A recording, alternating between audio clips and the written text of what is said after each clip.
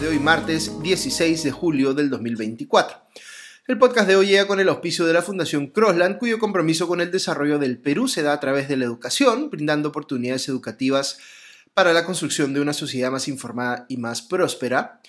Y The Big Bang Group, una firma de selección de talento y consultoría que ha venido acompañando por más de una década a empresas líderes y que, como empresa B, está enfocada en generar valor compartido desde una lógica de triple impacto económico, social y ambiental. Muy bien, vamos con las noticias del frente político. Recuerden que todo ciudadano responsable debe informarse equilibradamente de lo que pasa en la política en su país.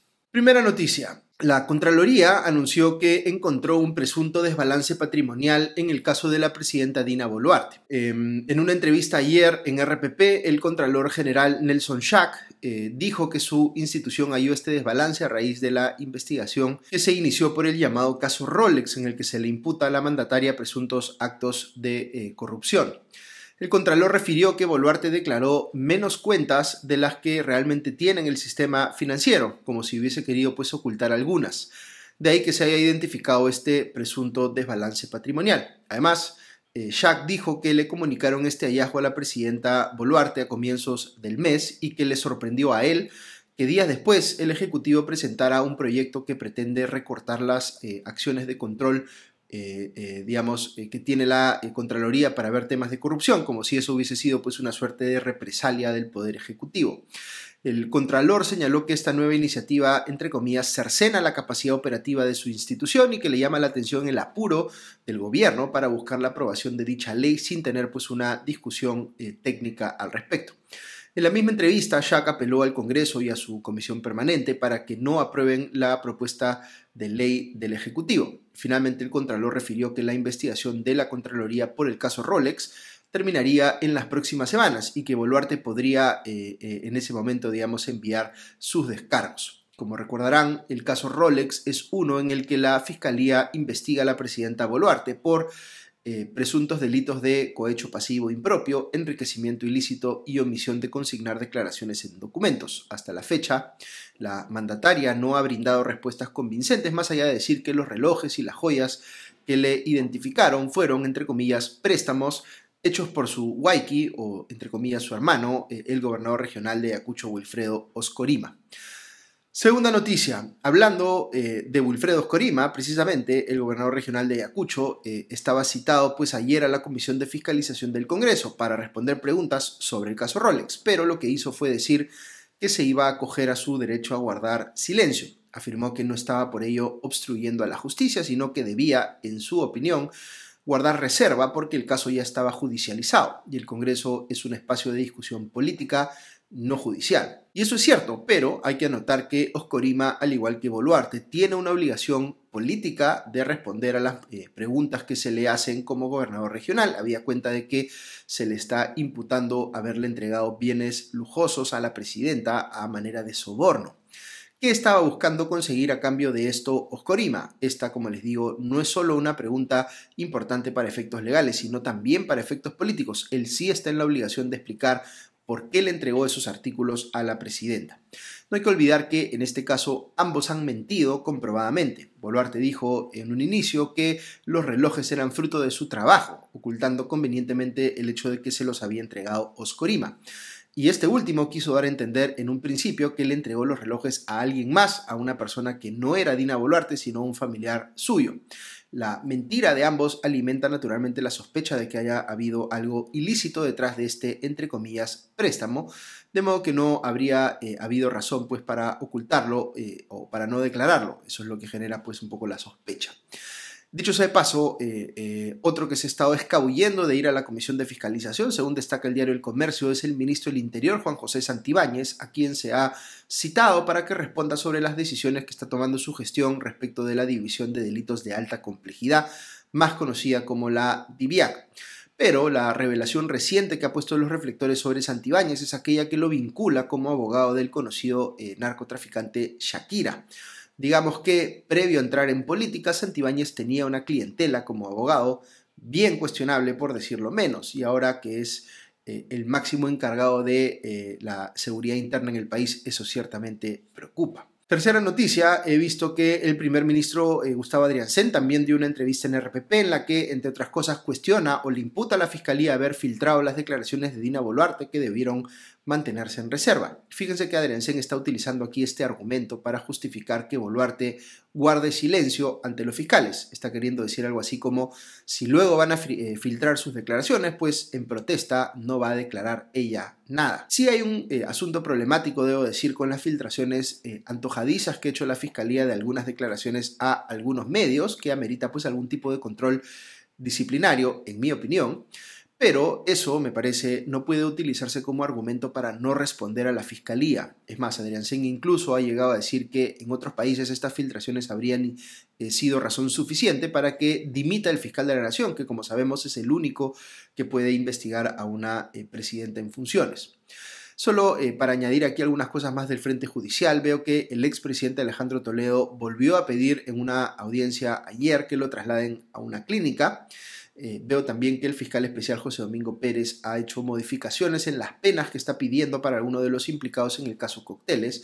Por ejemplo, en el caso del ex esposo de Keiko Fujimori, Mark Brito Villanela, ha reducido marginalmente el pedido de 22 años y 8 meses a 20 años y 8 meses, mientras que en el caso del expresidente de Confiep, Ricardo Briceño, sí lo ha reducido a la mitad, de 22 años y 8 meses a 11 años y 4 meses. El caso de Briceño, como les he comentado anteriormente en el podcast, es uno en el que no existe fundamento alguno, a mi criterio, para implicarlo en el caso Cocteles, atribuyéndole lavado de activos, de modo que la reducción de la pena solicitada a la mitad no resuelve el hecho de que lo que debería ocurrir más bien es que se caigan los cargos en su contra. Cuarta noticia, entrando al frente internacional, el expresidente y candidato presidencial en Estados Unidos, Donald Trump, reapareció en un acto público en Milwaukee con la oreja vendada tras el atentado que sufrió el último fin de semana en Pensilvania. Lo que ha hecho este último incidente, uno pensaría, es elevar las chances de que gane la elección presidencial. Su rival, el actual presidente Joe Biden, ya estaba en problemas por los cuestionamientos incluso dentro de su propio partido, que en el sentido de que por su avanzada edad ya no estaba en capacidades cognitivas como para continuar ejerciendo la presidencia.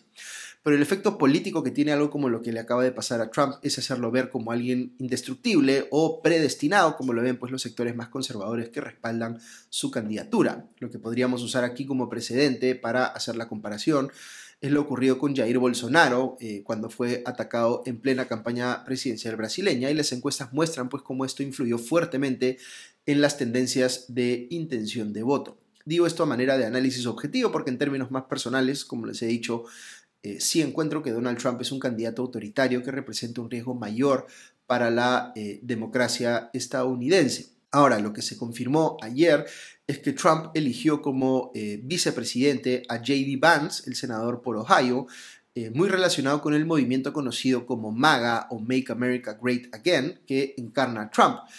Vance, de 39 años, se hizo famoso por el libro de memorias Hillbilly, una elegía rural, en el que muestra su ascenso en un contexto de decadencia de la clase trabajadora estadounidense.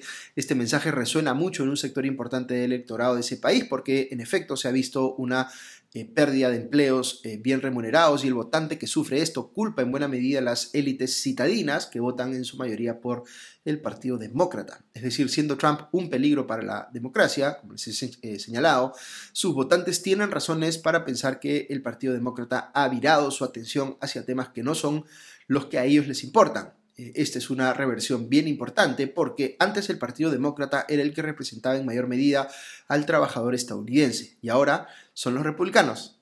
Se ha invertido esta situación. Quinta noticia, ayer lunes se supo que el presidente de la Federación Colombiana de Fútbol, Ramón Jesurún Franco, y su hijo Ramón Yamil Jesurún fueron arrestados por la policía de Miami luego de un bochornoso incidente al concluir el partido de la final de la Copa América entre las selecciones de Colombia y Argentina.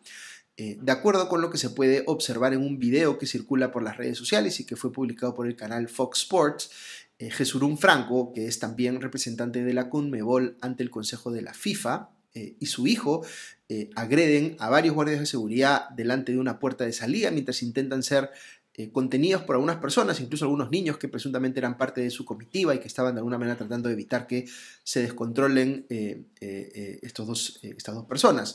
Según el reporte del arresto, el dirigente colombiano de 71 años y su hijo de 43 se disponían a bajar a la cancha para participar en la ceremonia de premiación y clausura del evento, cuando debido a los problemas de seguridad que habían tenido lugar antes del inicio del partido y que, como sabemos, obligaron a retrasarlo más de una hora, un guardia de seguridad solicitó a ambos y a otras personas presentes que aguardasen un momento. Siempre según el reporte de arresto, Jesurún Franco y su hijo empezaron ahí a gritar al guardia para después agredirlo. Ramón Yamil arrojó al guardia al suelo, lo golpeó en el piso, incluso hasta le dio una patada en la cabeza. Ante esta situación intervinieron otros 2 guardias que también fueron agredidos por el dirigente colombiano y su hijo.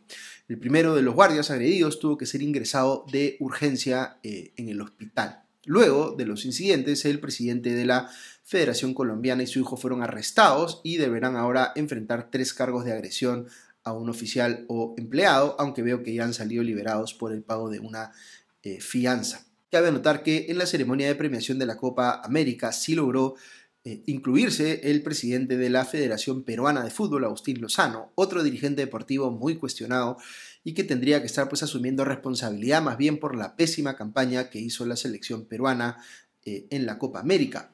De un tiempo a esta parte parece que a los dirigentes del fútbol más les interesan las gollerías que pueden conseguir como tales, antes que trabajar realmente en serio para sacar a sus selecciones adelante. Bien parecido a lo que ocurre, hay que decir, en la política. Muy bien, esto es todo por hoy. Muchas gracias como siempre por escuchar. Un agradecimiento nuevamente también a nuestros auspiciadores, la Fundación Crossland y Big Mom Group. Recuerden que si tienen algunas dudas o quieren que aborde temas en el podcast, siempre me pueden escribir a través del WhatsApp o en cualquiera de las redes de comité para poder, entrar a los temas que a ustedes les puedan interesar más. Que estén muy bien y ya nos escuchamos mañana. Adiós.